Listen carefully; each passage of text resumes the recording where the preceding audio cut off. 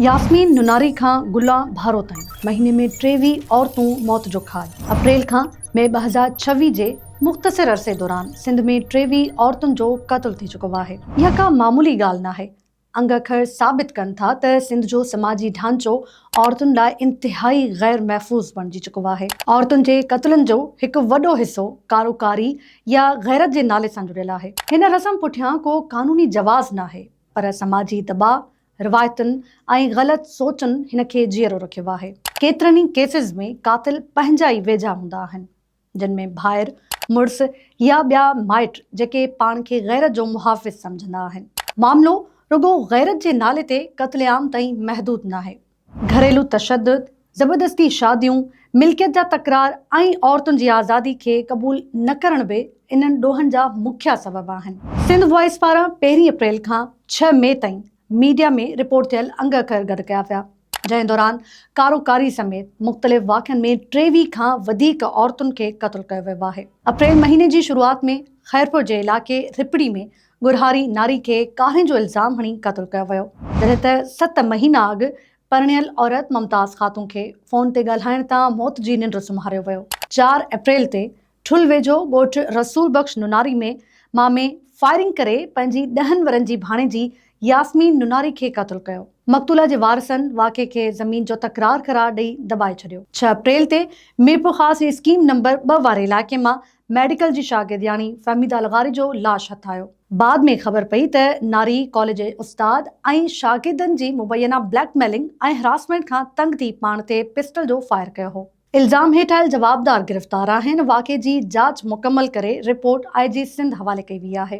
7 अप्रैल ते टंडोला यार मां ख़बर आई त जवाबदार कारे इल्ज़ाम हेठि पंहिंजी धीउ खे मारे लाश ॻुझ गोह में दफ़नायो। जवाबदार मक़बूल बहलकाणी पंहिंजी 15 वरनि जी न्याणी हफ़ीज़ा बहलकाणी खे पिस्टल जा फायर करे क़त्ल कयो ऐं बाद में लाश दफ़नाए छॾियो हो। 7 अप्रैल ते नूरियाबाद वेझो हिकु औरत खे क़त्ल कयो वियो, जंहिंजो लाश जबलनि मां मिलियो। नारी जी सुञाणप गघर फाटक वासण महनाज़ गुरचाणी तौरु थी हुई। 9 अप्रैल ते बदीन जे इलाइक़े शादी लाज में दर्दनाक वाक़ियो पेश आयो, जिते औरत मुबैना तौरु लॼा लुटबाद ज़िंदगी जो अंत आणे छॾियो। नारी जे मुड़ुस बाबू भील इल्ज़ाम हुयो त वाक़े खां 15 ॾींहं अॻु संदसि सौट गुलाब भील घरवारी सां ज़्यादती कई हुई, जंहिं बाद हुन ज़िंदगी जो अंत आंदो। 9 अप्रैल ते लाड़काणे जे इलाइक़े बाकराणी में मानी देर सां पचाइण ते माउ ऐं धीउ खे गोलियूं हणी क़त्ल कयो वियो। जवाबदारनि लाश दरिया में फिटा कया। ही लिंग कांडारींदड़ वाक़ियो ॻोठ शादन जतोई में पेश आयो, जिते जवाबदार ग़ुलाम अली उर्फ़ अली हैदर जतोई मुबैना तौरु पंहिंजी 45 वरनि जी सौट बेवा औरत शाहिदा ख़ातून ऐं संदसि 19 वरनि जी धीउ नग़मा ख़ातून खे पिस्टल जो फायर करे क़त्ल कयो। 11 अप्रैल ते हाला वेझो शादी लाइ घरां निकितल नारी शुमाइला चांडियो खे राजूनी ज़रिए वापसि घुराए मुबैना तौरु क़त्ल कयो वियो। नारी जे मामे मूजिबि जवाबदार वाहिद बख़्श, शालू ऐं राशिद चांडियो घर में घिरी कुहाड़नि जा वार करे शुमाइला खे बेदर्दी सां क़त्ल कयो।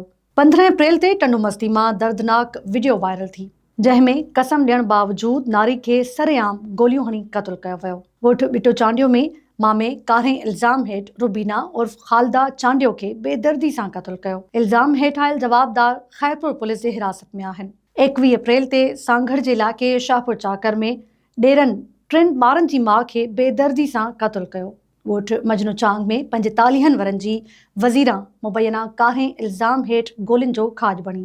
23 अप्रैल ते दादू जे इलाइक़े फरीदाबाद में संग न ॾियण ते जवाबदार वनवा में वेठल कुंवार खे क़त्ल करे छॾियो। ॻोठ फैज़ मोहम्मद कोलाची में जवाबदार शहमीर घर अंदरि घिरी नारी खे क़त्ल कयो ऐं बाद में पाण बि मुबैना तौरु आपघात कयो हो। 26 अप्रैल ते घोटकी में कारे इल्ज़ाम हेठि नारी हाजरा खे क़त्ल कयो वियो, जॾहिं त 27 अप्रैल ते बदीन में हियांव ॾारींदड़ वाक़ियो पेश आयो, जिते जवाबदार आइस जे मुवाली कुहाड़ियूं हणी पंहिंजी माउ खे क़त्ल कयो। 27 अप्रैल ते ई लाड़काणे में जवाबदार मुबैना तौरु धीउ हाराइण बाद घरवारी खे क़त्ल कयो। ॻोठ फतेहपुर में जवाबदार 3 ॿारनि जी माउ सीमा खे कुहाड़ियूं हणी मौत जी निंड सुम्हारे छॾियो हो। क़त्लेआम जो सिलसिलो कंबर शहदादकोट ज़िले ताईं पहुतो। 28 अप्रैल ते गाजी खुआवड़ में पीउ ऐं भाइरनि नारी खे कारी करार ॾेई क़त्ल कयो। ॻोठ ॻड़ी माकोड़ में जवाबदारनि नाइला खे क़त्ल कयो। नारी 4 कलाकनि ताईं तड़पण बाद दम ॾिनो। नारी ते इल्ज़ाम हो त हू सऊदी अरब में रहंदड़ पंहिंजे माइट सां फ़ोन ते ॻाल्हाईंदी हुई, मीरपुर ख़ास ज़िले के मुख़्तलिफ़ इलाक़नि में हिकु हफ़्ते दौरान मुबैना 11 इल्ज़ाम हेठि 3 नारियुनि खे क़त्ल कयो वियो। सिंधड़ी थाणे जी हद में 21 वरनि जी नाज़िया शर खे 11 इल्ज़ाम हेठि क़त्ल कयो वियो, जॾहिं त लाश खे राति जी पेट में दफ़नायो वियो। कोट भ्यान सिंह में 26 वरनि जी मारवी भील जो लाश मिलियो। वारसनि मूजिबि नारी खे मुड़ुसु क़त्ल कयो ऐं उनखे आपघात जो रंग ॾिनो वियो। हिंगोरनो शहर में नारी बेनज़ीर सोलंकी खे मुड़ुसु कोडरनि जा वार करे क़त्ल कयो। इलाइक़े में चोबोल आहिनि त हीउ वाक़ियो बि कारे तकरार जो नतीजो हो। पहिरीं में मज़दूरनि जे ॾिहाड़े ते औरतुनि जो क़त्लेआम जारी रहियो। लाड़काणे जे रिज़वान कॉलोनी में 22 वरनि जी मुर्क खोखर खे क़त्ल कयो वियो।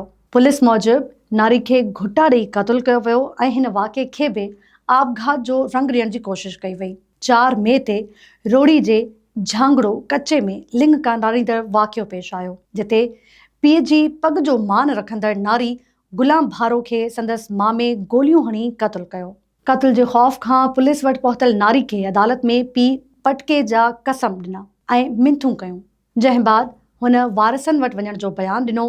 नारी घर पहुती त कुझु ॾींहनि बाद खेसि क़त्ल कयो वियो। अहिड़ो ई हिकु दर्दनाक वाक़ियो घोटकी जे रेती थाणे जी हद में पेश आयो, जिते 11 इल्ज़ाम हेठि नारी शहनाज़ कोश खे क़त्ल करे लाश ॻुझ गोह में दफ़नायो वियो। पुलिस मूजिबि नारी खे संदसि ॾेर नवाब अली कोश घुटा ॾेई क़त्ल कयो। मुख्य जवाबदार खे गिरफ़्तार कयो वियो आहे। जवाबदार पहिरियां नारी जो लाश घर में दफ़न कयो ऐं बाद में कब्रिस्तान में दफ़नाए छॾियो। 6 में हैदराबाद में जवाबदार पंहिंजी ज़ाल खे क़त्ल कयो। 3 नंबर तलाव वारे इलाइक़े में बिलाल ख़ान हिकु ॿार जी माउ महानूर मक्सी खे पिस्टल जा फायर करे क़त्ल कयो ऐं फ़रार थी वियो। मक़तूला जे वारसनि जो चवणु आहे त जवाबदार आइस जो मवाली आहे। पुलिस 2 ॼणनि खे गिरफ़्तार कयो आहे, जॾहिं त मुख्य जवाबदार फ़रार आहे। इन्हनि वाक़िअनि जी हिकु दर्दनाक हक़ीक़त इहा बि आहे त केतिरा ई केस कॾहिं बि साम्हूं न ईंदा। कुझु खे आपघात जो रंग या हादसो ॼाणे लिकायो वेंदो आहे, जॾहिं त कुझु ख़ानदाननि जे दॿाउ हेठि दॿिजी वेंदा आहिनि। नतीजे तौरु जेके अंग असां ॾिसूं था, हक़ीक़त में उन खां घणो घटि आहिनि। सिंध में औरतुनि जे क़त्ल जो हीउ सिलसिलो रुगो अमन मान जो मसइलो न आहे, पर हिकु समाजी नासूर आहे। हिन मामले ते रुगो कानून साज़ी काफ़ी न आहे। समाजी शऊर, न्याणियुनि जी तालीम ऐं रियासत पारां अहिड़नि वेश्याणे अमलनि जी सरपरस्ती कंदड़ राॼूनी निज़ाम ख़िलाफ़ सख़्त एक्शन वठणु वक़्त जी अहम ज़रूरत आहे।